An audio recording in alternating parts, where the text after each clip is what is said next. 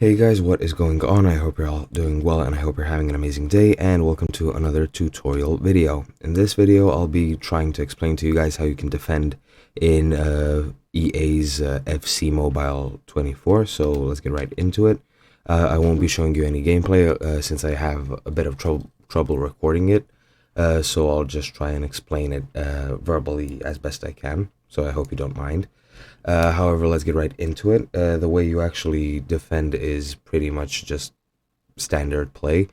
You control one character, and the way you want to defend is just to chase after the character that is leading the ball from your opponent, and just holding down the sprint/tackle button, which is the biggest button in the screen when you actually play the game, and make sure that you chase after the player, or rather chase the ball, and you should automatically steal the ball if your player is skilled enough, or if you position yourself well enough.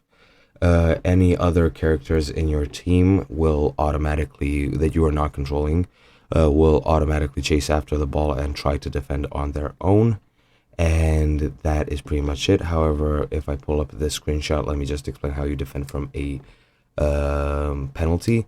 As you can see, this player is controlling the goalkeeper, and you just want to drag the control stick to the side where you think your opponent is going to shoot. Your goalkeeper will jump automatically to whichever side you are on, so make sure that you predict it well enough.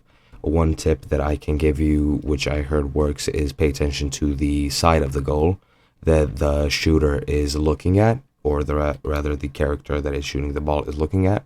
9 out of 10 times it should work, and you should predict it easily through that.